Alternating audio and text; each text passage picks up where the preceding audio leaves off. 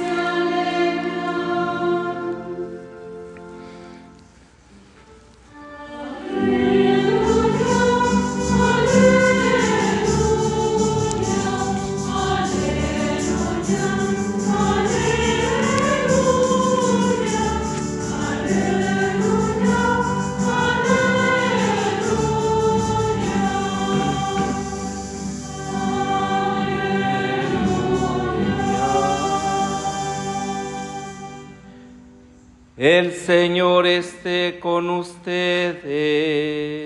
Y con tu espíritu. Del Santo Evangelio según San Lucas. Gloria a ti, Señor.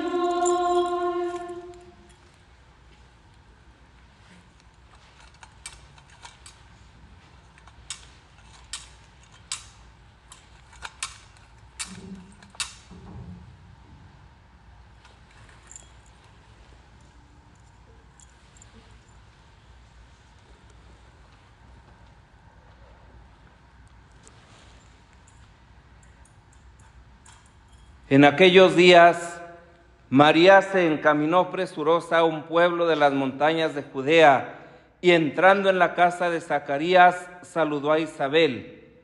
En cuanto ésta oyó el saludo de María, la criatura saltó en su seno.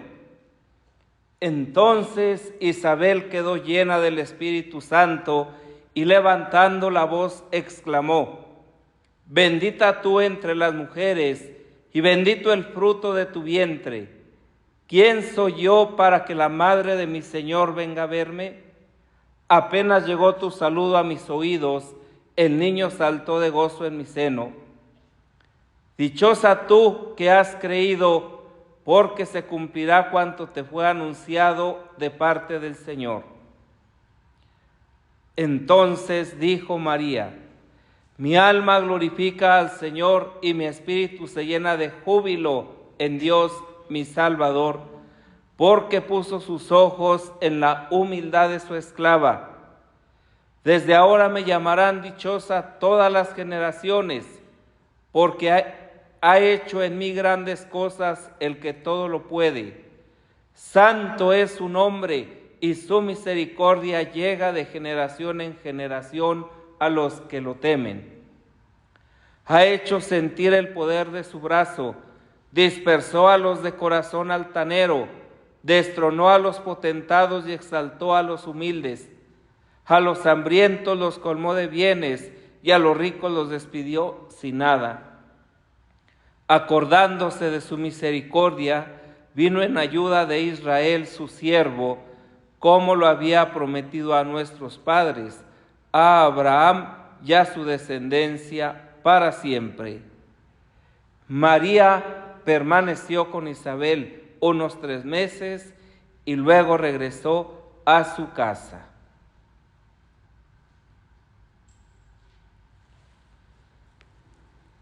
Palabra del Señor.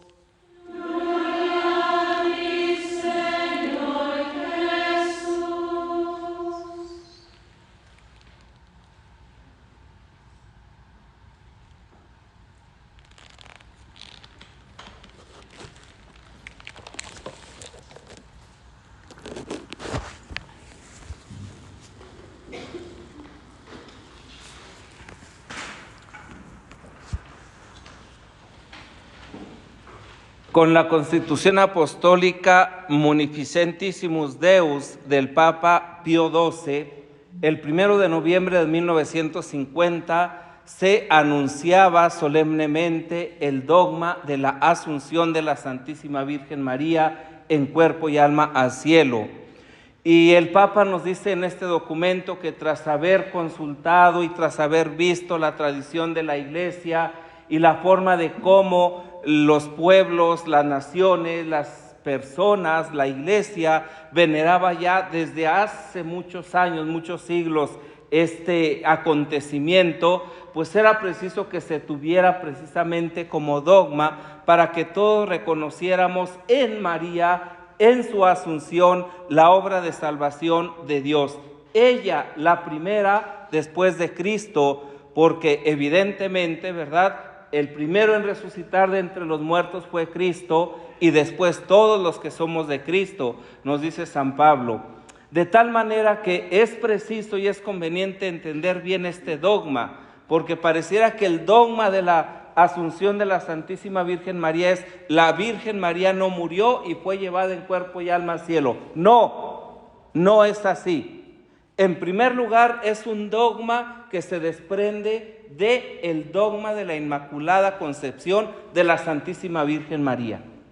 ¿Por qué? Porque María fue la única criatura preservada del pecado original, la Inmaculada, sin tacha, sin mancha, sin arruga, de tal manera que Dios la preservó gracias a las prerrogativas de la vida, pasión, muerte y resurrección de Jesucristo. Es decir, antes de que fuera llevada a cabo la redención, la salvación por parte de Jesucristo, ya se estaba actuando en María. Por eso su concepción inmaculada. Y de ahí se desprende que si María es santa por esencia, inmaculada, no puede sufrir la corrupción. La corrupción es una consecuencia del pecado. Pero, evidentemente, si Cristo murió siendo el Señor, siendo el Mesías, siendo Dios, María no es más que Jesús. María no es más que Dios.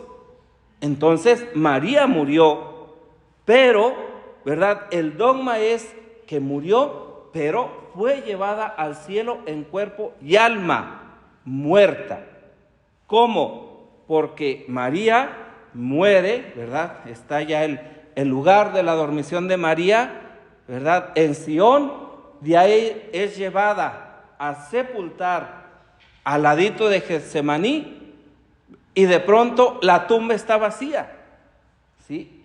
Y bueno, esto durante muchos años se estudió, pero recientemente, no recuerdo en qué año, hubo una fuerte inundación, porque donde está la tumba de la Santísima Virgen es como un lugar muy bajo, y esta inundación descubrió esta tumba que nadie tenía idea de dónde estaba. Y entonces es efectivamente una tumba vacía. Entonces el dogma de la Asunción no es que María no haya muerto, sino que María fue llevada en cuerpo y alma al cielo tras su muerte.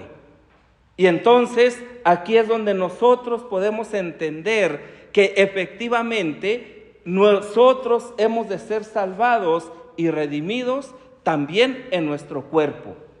Y de ahí se desprende la importancia, el cuidado, la veneración, el respeto que hemos de tener con el mismo. Así como Cristo Jesús resucitó con su mismo cuerpo mortal, con su cuerpo material, solo como nos dice la Sagrada Escritura, con el signo de las marcas de la pasión, que era la constatación, que era la certeza de que verdaderamente era el mismo, pero diferente. Entonces, con ese mismo cuerpo, ¿verdad?, con el que anduvo por Galilea, por Nazaret, por Belén, por Judea, por todas partes, resucitó. De esa misma forma vamos a resucitar nosotros, con nuestro cuerpo, este cuerpo que tenemos. Y este es el dogma que celebramos hoy, el darnos cuenta cómo María, ¿verdad?, es la figura, ella nos antecede, pero ella efectivamente, ¿verdad?, es la certeza de que se cumplen las promesas de Dios. Por eso, en el Evangelio escuchamos este texto de la visitación. Es un texto maravilloso, porque cuando uno va descubriendo, ¿verdad?, dónde está Nazaret, desde dónde viene María hasta Jerusalén. Bueno, hoy podemos decir hasta Jerusalén porque la Basílica de la Visitación está pegando a Jerusalén, ¿sí? Se puede ir en media hora. Entonces, es muy fácil descubrir efectivamente el amor primeramente que María tenía por su prima. Y en segundo lugar, ¿verdad?, la actitud de servicio, a pesar de las vicisitudes que le significaban ir por las montañas para llegar hasta allá. Y el encontronazo que hay entre estas dos mujeres no se da solamente entre ellas, sino entre los dos hijos que cada una tiene en su vientre, o el hijo que cada una tiene en su vientre. Y ahí es cuando efectivamente, ¿verdad?, pues Jesús hace con la presencia de su madre, pues que el Espíritu de Dios se derrame en Isabel. Y ésta pueda efectivamente como anticipar la gloria de María a través de estas palabras que le dice: bendita tú entre las mujeres y bendito el fruto de tu vientre. ¿Quién soy yo para que la madre de mi Señor venga a verme? A María, a Isabel nadie le había dicho que María había sido la elegida, que María estaba encinta. No. Estas son unas palabras que brotan de los labios de Isabel, inspirada por el Espíritu de Dios. Y a su vez, el cántico del Magnificat, que ya sabemos que tiene textos del Antiguo Testamento, ¿verdad? No todos, pero que María se vale de este texto para alabar a Dios también en su vida y en la vida de la humanidad. No para llenarse de soberbia.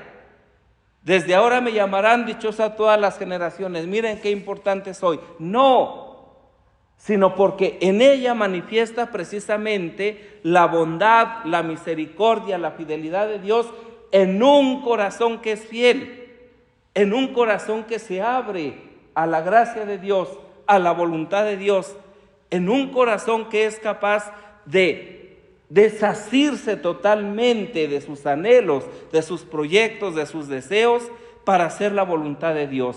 Por eso María es grande, y por eso María, ¿verdad?, pues hoy está precisamente en el cielo, viva al lado de su Hijo, porque aquella que no conoció la corrupción del cuerpo, de la muerte, del pecado, no podía estar lejos de aquel que la preservó de esta realidad.